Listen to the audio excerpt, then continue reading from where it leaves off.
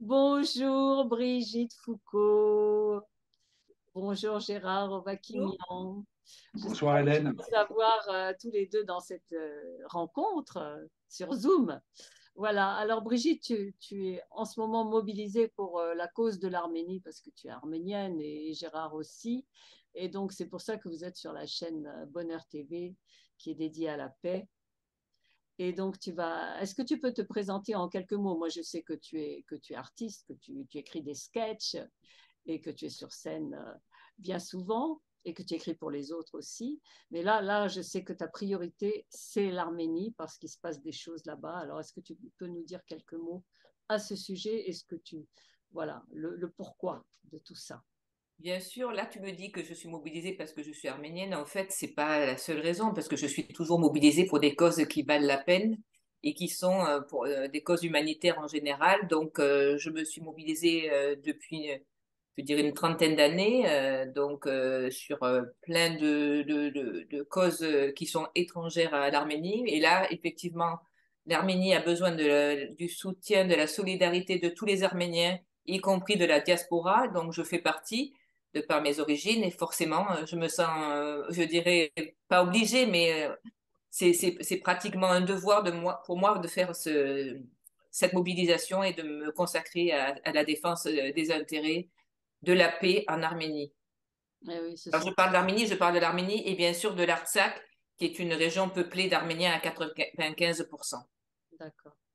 Alors, tu sais que Bonheur TV, la première question que je pose, c'est quelle est ta vision de la paix? Comment ce serait pour toi si la paix était sur Terre? Voilà. C'est quoi la paix pour toi? Mais ça va être en toute modestie, j'allais dire, parce que la paix, on peut l'interpréter de tellement de manières, mais pour moi, ça serait déjà vivre entouré de voisins, même si on n'a pas les mêmes valeurs, même si on n'a pas les mêmes idées, avec une certaine sérénité.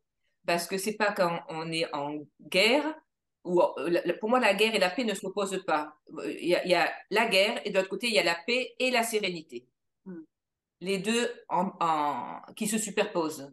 Parce qu'actuellement, c'est effectivement en paix, on va dire, bien qu'il y ait ce blocus depuis pratiquement, on arrive bientôt sur le troisième mois, mais si c'est une guerre un peu larvée, où il n'y a pas de liberté, où on n'est pas approvisionné comme il faut, ou alors il y a la police qui vient contrôler davantage, etc. Enfin, que c'est pas les personnes d'une même nation ne sont pas considérées et traitées de la même manière, c'est pas vraiment une paix. C'est une fausse paix, c'est juste que c'est à bas bruit, une guerre larvée, moi j'appelle ça.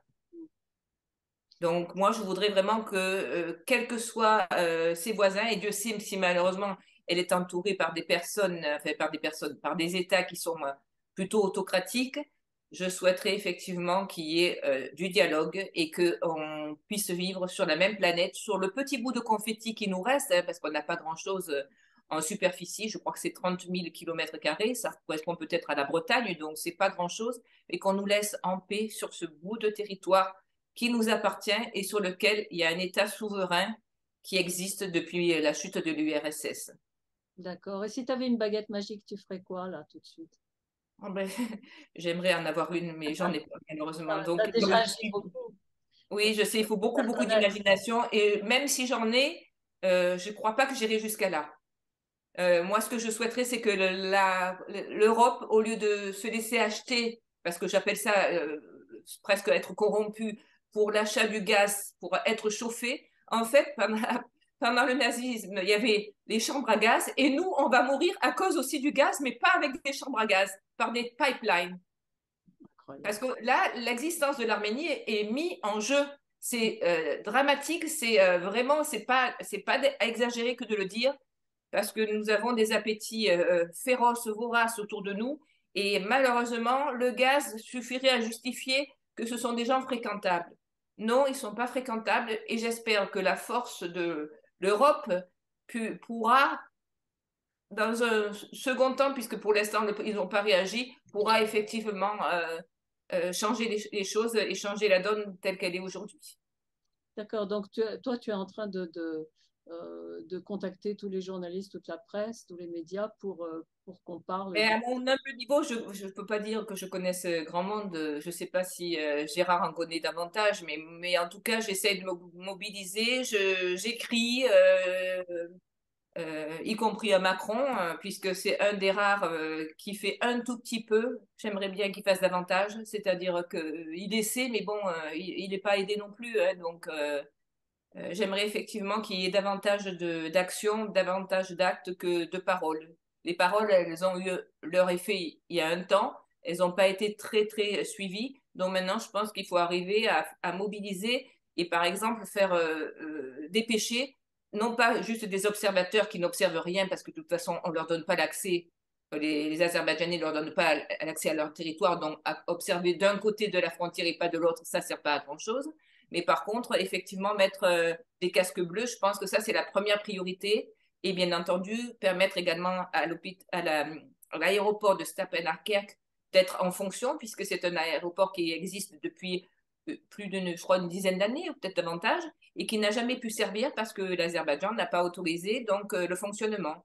Donc aujourd'hui, on pourrait ravitailler l'Artsakh avec cette ligne, et on ne peut pas parce que c'est interdit par l'Azerbaïdjan qui menace de tirer sur les avions, y compris sanitaires.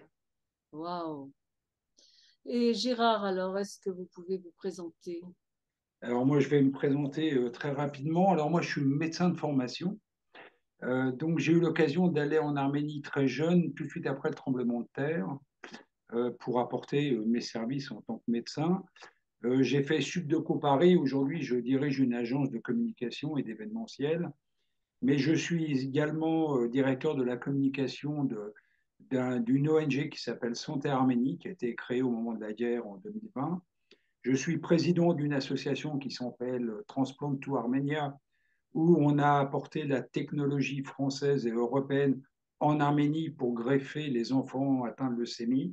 Et je suis vice-président d'une association qui s'appelle IMED, qui a des actions en Arsa, au Khalaba en Arsa. Donc j'ai eu l'occasion d'y aller 3 fois en 2022. Et la dernière fois où j'ai mis les pieds en Arsar, c'était juste avant le blocus. Et déjà, avant le blocus, on sentait qu'il y avait une certaine mélancolie dans les yeux des Arsariotes qui finalement ne voyaient pas l'avenir très sereinement. Voilà. Donc, voilà un petit peu toutes les actions que je mène.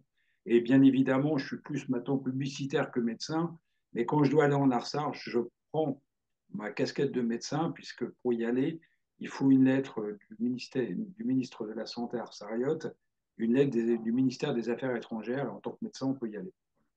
D'accord.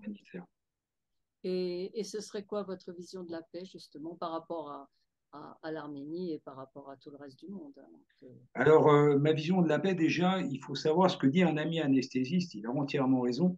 Le seul ennemi de l'homme, c'est la maladie. On ne doit pas avoir d'autre ennemi que la maladie. En fait. Et la définition de la paix, alors je vais prendre aussi une maxime de Spinoza, qui dit que la paix n'est pas l'absence de guerre, c'est d'abord une vertu, un état d'esprit, une volonté de bienveillance, de confiance et de justice. Et en fait, dans cette phrase, tout est réuni. Alors, qu'est-ce que je souhaiterais pour avoir la paix? Bah, déjà, avoir une bienveillance vis-à-vis des peuples qui nous entourent, que tous les peuples soient bienveillants entre eux, de confiance, que les gens aient confiance entre eux, de justice, etc. etc. On ne peut pas avoir. En fait, la paix se travaille en dehors des conflits. Et c'est une chose qu'on ne fait pas assez, justement. Voilà. Ouais. Et on pensait que depuis la Deuxième Guerre mondiale, on allait rouler tranquillement vers un avenir radieux. Il y avait la guerre économique, mais aujourd'hui, c'est la guerre économique qui a déclenché la guerre en Ukraine, et c'est la guerre économique qui déclenche aussi le conflit entre l'Arménie et l'Azerbaïdjan. Voilà.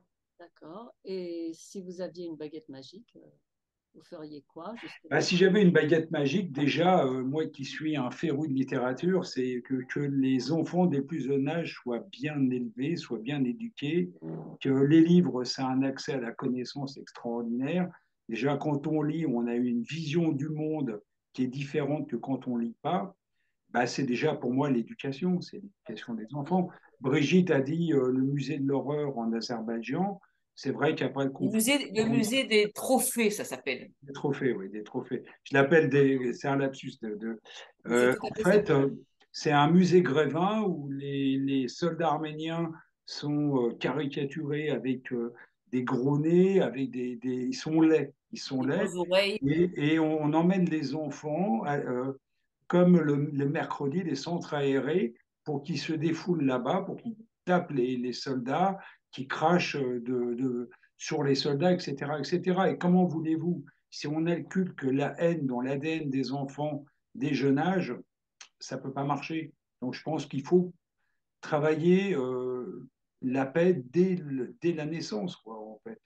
Dès Oui. la Sauf que naissance. là-bas, on est dans une dictature, donc c'est pas, ça reste peut-être Ça, un peu c'est mieux. un autre débat, ma chère Brigitte, bien Et évidemment. puisqu'on parle de littérature et qu'on parle justement d'éducation, il faudrait que les gens lisent, enfin, les Azerbaïdjanais, par exemple, l'ami arménien d'Andrei Makin, qui raconte son amitié. Il est russe, hein, bien entendu, il est académicien, il a eu le prix Médecins et le prix Goncourt, pour ceux qui ne connaissent pas. Et le titre, l'ami arménien de son avant-dernier livre, où il raconte cette amitié qu'il a avec un Arménien, alors qu'il est russe, et c'est un livre sombre, mais qui est illuminé par cette amitié. Et Et qui l'amitié des peuples, ça passe aussi par la littérature. Et l'ami arménien, cet Arménien lui permet d'accéder à la culture. Grâce à lui, Tout à il fait. est devenu le matim qu'il est aujourd'hui.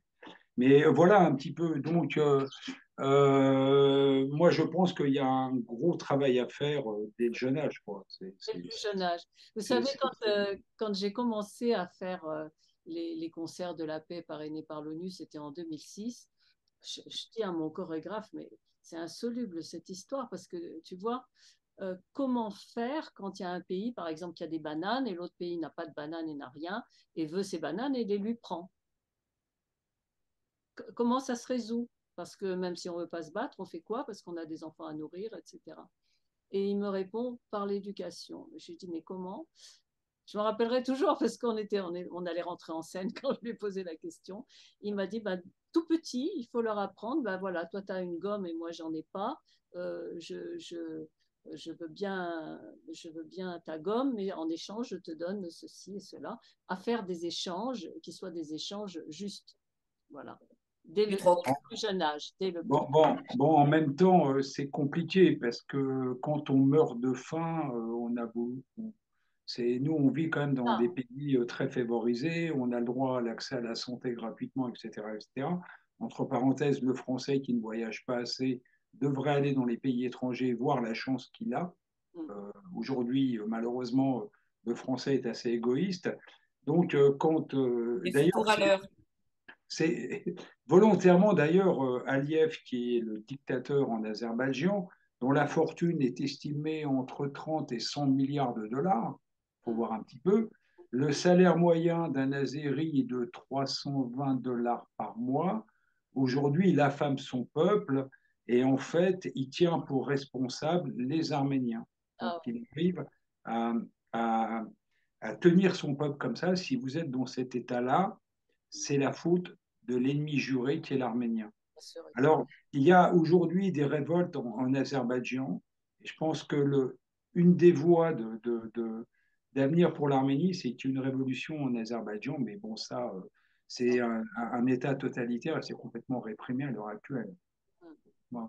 D'ailleurs, il y a un blogueur qui est à Nantes qui est menacé de mort en permanence, qui écrit des blogs contre Aliyev et son épouse. Faut juste dire d'arrêter effectivement de poursuivre le génocide de 1915 où 75% de la population arménienne en Anatolie a été décimée. Et là, on a cette impression, c'est même plus qu'une impression, que c'est la suite, si vous voulez, pour qu'il n'y ait plus aucun Arménien sur la région, voire au-delà. Donc, il faut vraiment prendre, je dirais, les choses au sérieux parce que ça devient vraiment très grave. Et pour en finir, les Arméniens sont un peuple pacifique, parce que moi j'y vais à peu près 3 fois par an. C'est un peuple éduqué, c'est un peuple qui aime la musique, qui aime les C'est une cultures. démocratie. C'est la seule démocratie dans le Caucase. D'ailleurs, Sylvain Tesson dit bien que si l'Arménie disparaît, c'est l'Europe qui disparaît, parce que l'Arménie, c'est l'ombre portée de la France dans le Caucase. Et C'est ce que qu'aujourd'hui, dit aussi l'Arménie, Sylvain Tesson, hein. oui, oui, oui. Et autour de l'Arménie, il y a des régimes totalitaires, quoi. Donc, c'est vrai qu'on ne parle pas assez de l'Arménie, qu'on n'a pas, on n'a pas accès aux médias. Alors, ce qu'il faut savoir aussi, c'est qu'on a constitué, puisque les médias n'est pas à nous, nous, on va vers les médias. Donc, on a constitué un groupe Amaras qui a à peu près 700 personnes dans le groupe. Moi, je suis responsable du groupe, un des responsables du groupe presse et TV. Et demain, il y a encore un communiqué de presse qui va partir auprès de tous les journalistes pour dire qu'on attaque le 3e mois du blocus et qu'aujourd'hui, il faut vraiment en parler. Et puis, on est en train de décliner différentes actions auprès des journalistes, TV, radio et presse grand public et presse régionale. Voilà. Très bien. Ben, faisons des événements qui bougent les choses. Et puis, on a des gens comme Brigitte et sa sœur qui nous ouvrent des voies depuis que je les connais. Ça ne fait pas si longtemps que ça. Ça fait un mois, mais elles m'ont ouvert plein de contacts et j'ai besoin de ces gens-là qui sont très, très motivés. Voilà. Ben, écoutez, Et d'Hélène qui est un peu la Rico Macias au féminin. merci beaucoup. Merci Hélène. Merci Hélène de nous avoir reçus avec Brigitte pour ce petit entretien. Merci Brigitte, c'était un plaisir de te C'est un revoir. plaisir également partagé.